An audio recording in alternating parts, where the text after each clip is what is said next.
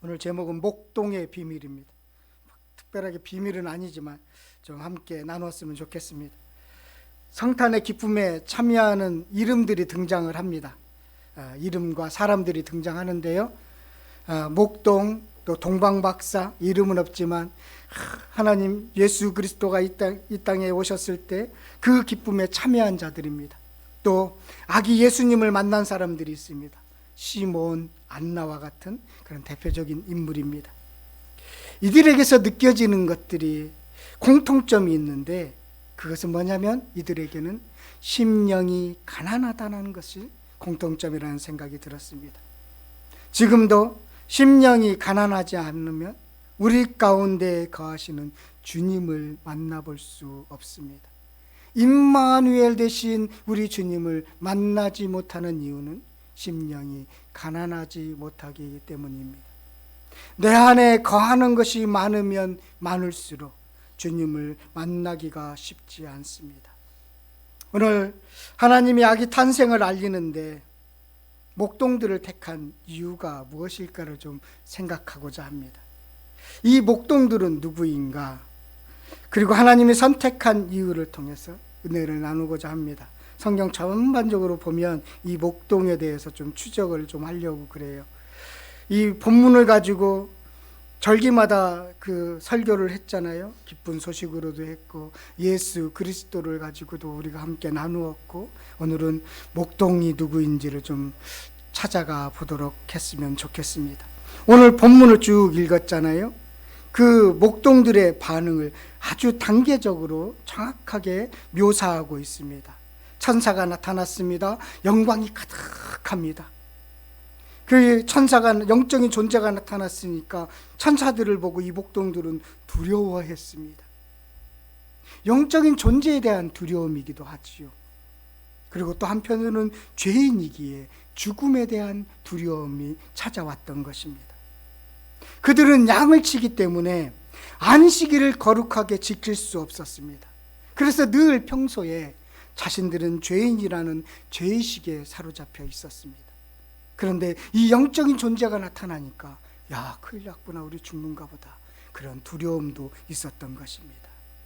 그런데 그들의 두려움과는 반대로 천사들로부터 아기 예수님이 이 땅에 오셨다는 소식을 들었습니다.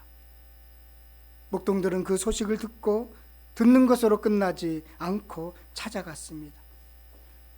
듣고 본 것으로 인해서 하나님께 영광을 돌리고 찬송하며 돌아갔다.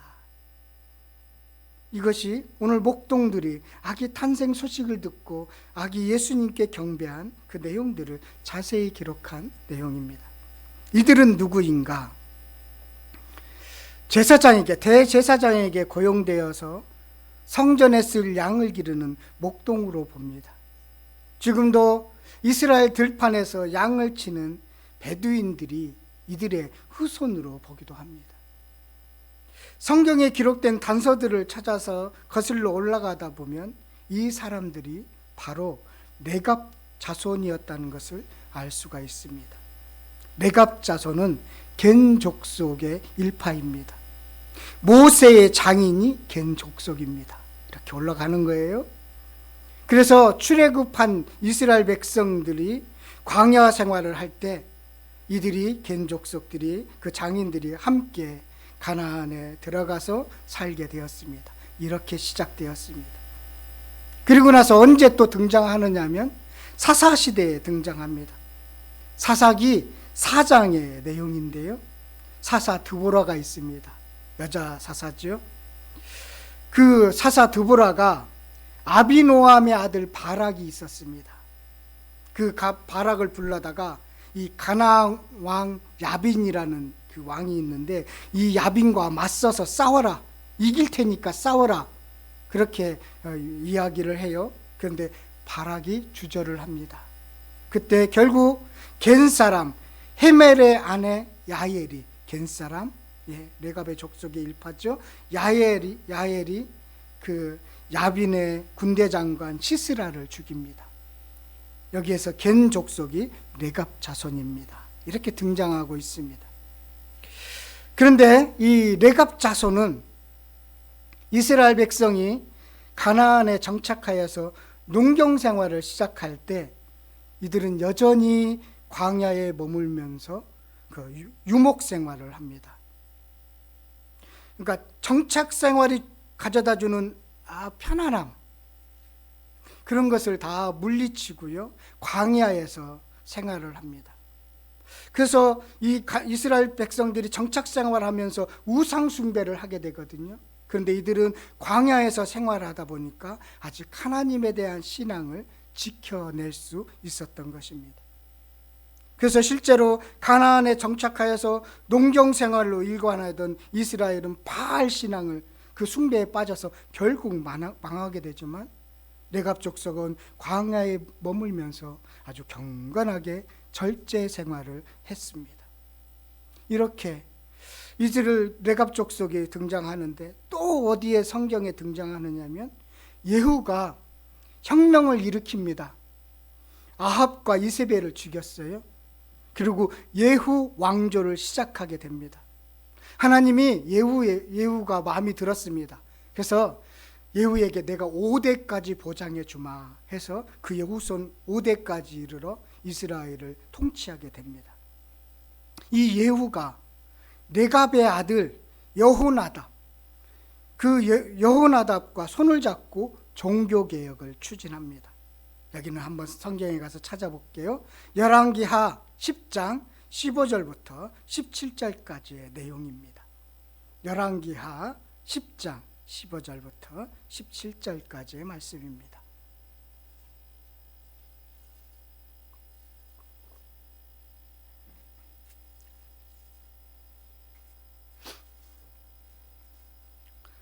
찾으셨습니까? 열왕기하 10장 15절부터 17절 찾으셨습니까?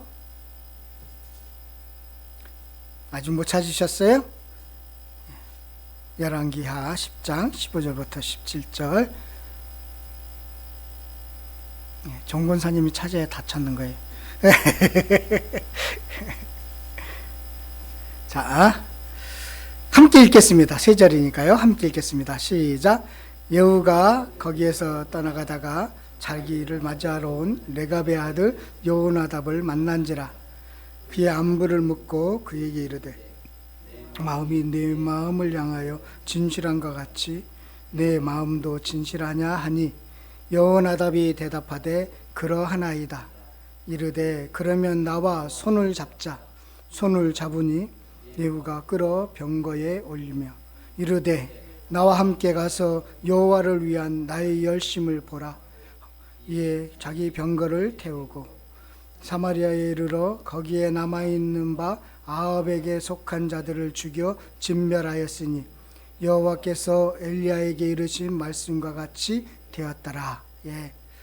이렇게 종교개혁을 하는데 예후가 여호나답과 손을 잡고 했다라는 내용입니다. 자, 레갑 족속의 경건의 뿌리는 사실은 여기에는 조금 나와 있는데 에레미야서 35장에 가야 제대로 찾아볼 수가 있습니다.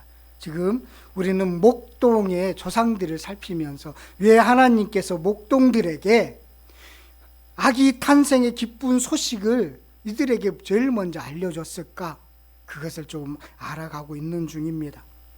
에레미야서 34장에서는 하나님 앞에서 맺은 언약을 어기는 이스라엘 백성들에 대한 심판의 메시지가 선포됩니다. 이스라엘 백성들과 언약을 맺었는데 언약을 지키지 않은 이스라엘 백성들을 심판하시겠다고 하면서 이어서 35장에 레갑 족속에 대해서 말씀하고 있습니다.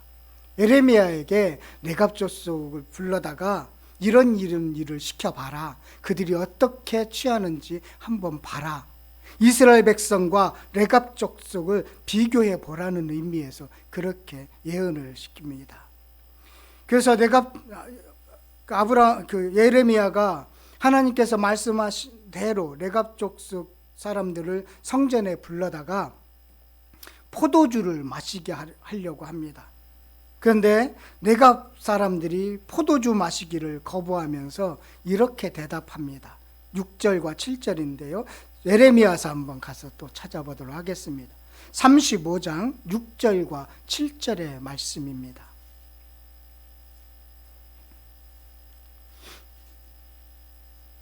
에레미야서 35장 6절 7절 말씀입니다. 찾으셨어요? 함께 읽겠습니다.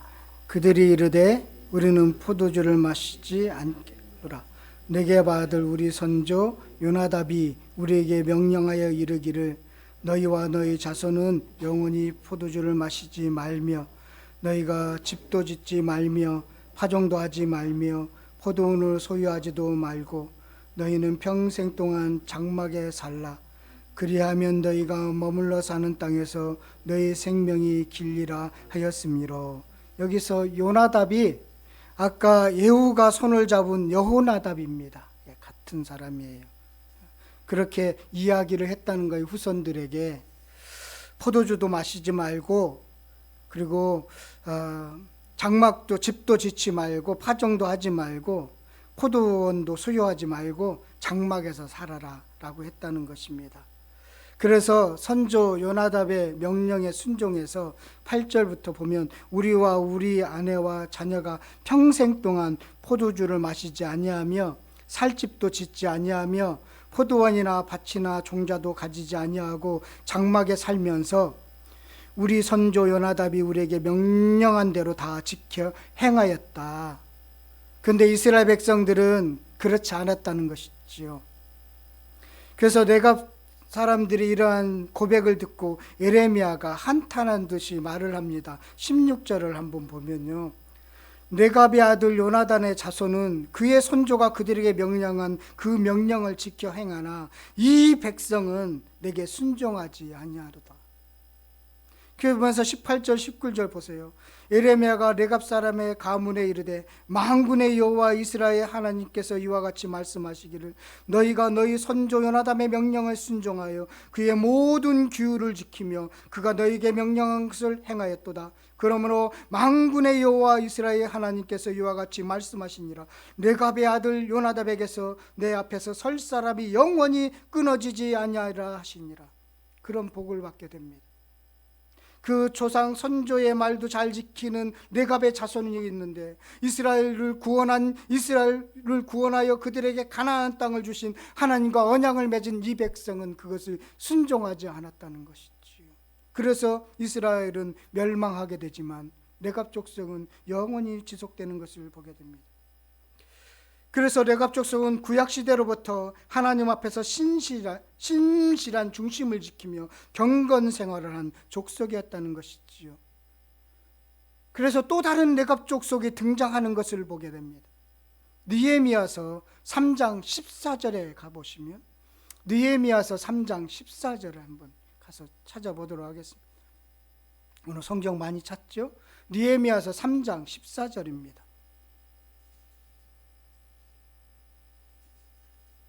느헤미야서 3장 14절 말씀 찾으셨습니까? 에스라 느헤미야 앞에 부분이 있어요.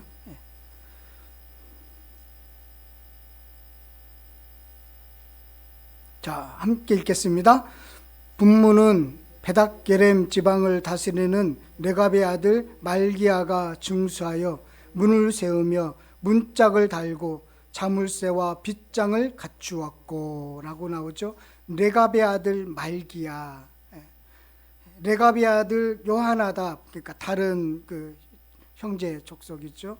이 분문, 그러니까 느헤미야는 어떤 사람이냐면 이스라엘이 멸망했습니다. 그래서 이제 성전 재건을 하기 위해서 함께 이렇게 모여 있는 공동체들이 이들이 성벽을 그렇게 중수합니다. 그때 중수할 때 이스라엘 공동체들이 다 참여해요.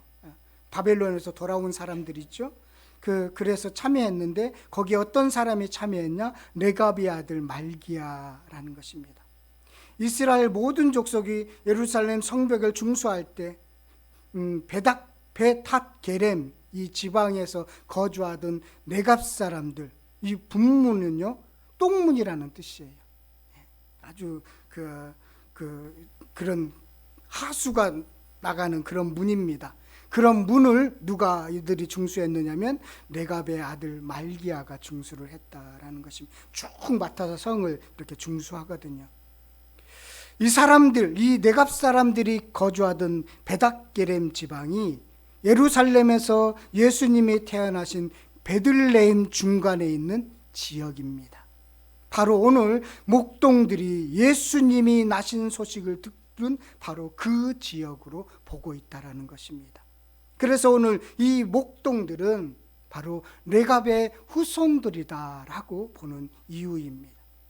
이 레갑의 후손들은 약속의 땅 가나안에 들어와서도 그의 선조 요나답의 명령을 지켜서 집도 짓지 않고 파종도 하지 않으면서 포도원을 소유하지도 않고 평생 동안 장막에 살면서 여호와 앞에서 신실한 짐 중심과 경건한 생활을 유지한 레갑 자손입니다.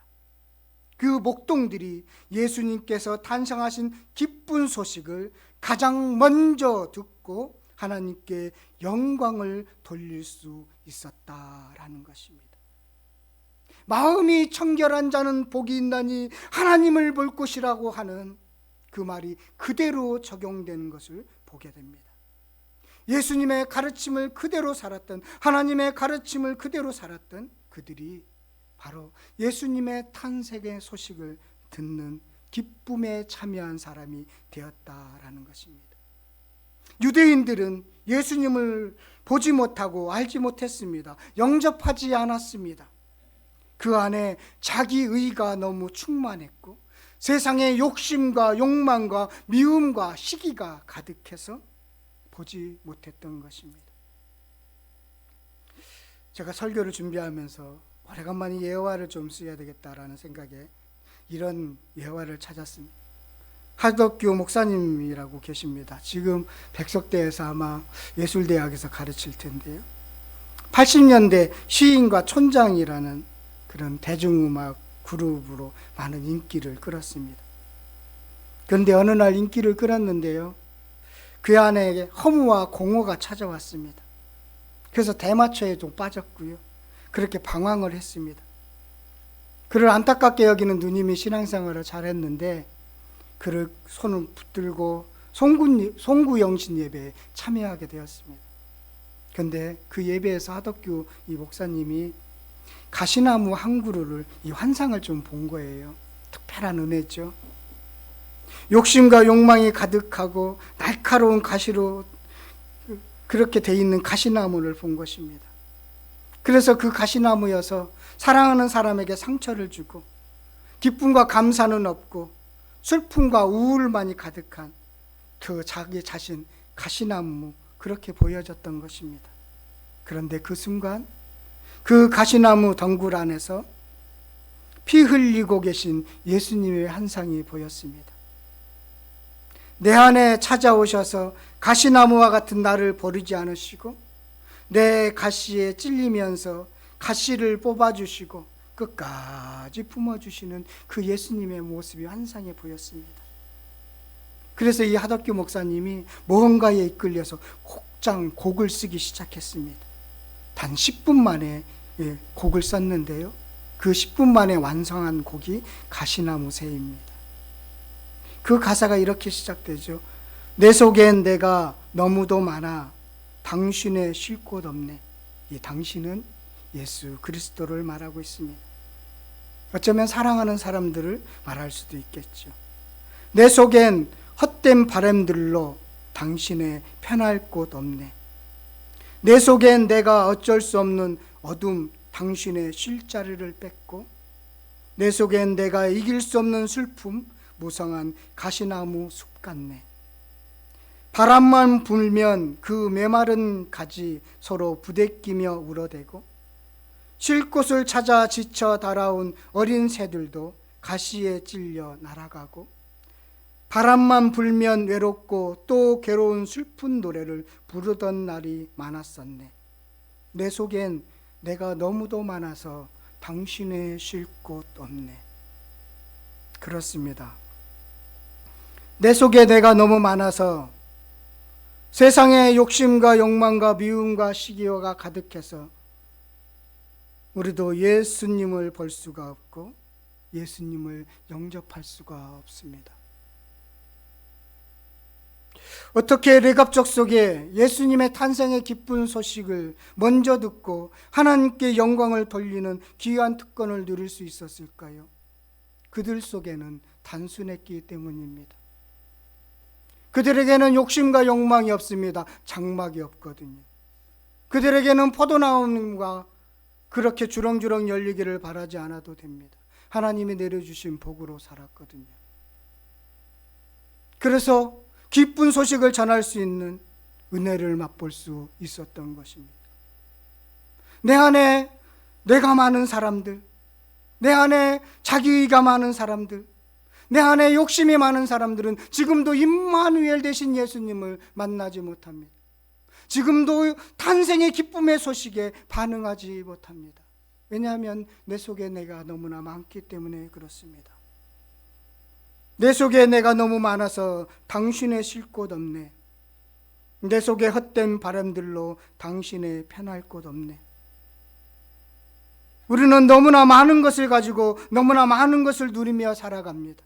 그런데 내 안에 가득 찬 그것들로 인해서 성육신하신 예수님, 아버지 독생자 영광을 보지 못하고 하나님의 사랑을 피상적으로만 말하고 그것을 간절히 누리지 못하는 이유가 거기에 있습니다.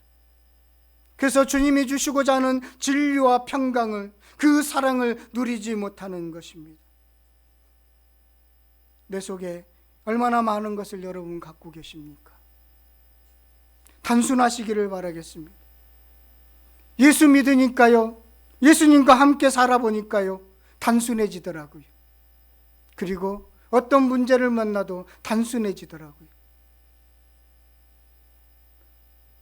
내갑자손과 같이 내 안에 있는 욕심과 미움은 비워내고 오직 하나님을 향한 신실한 중심과 경건한 삶으로 임마누엘 주님께서 주시는 은혜와 진리, 사랑과 평강을 누리시는 이 아침 되었으면 좋겠습니다.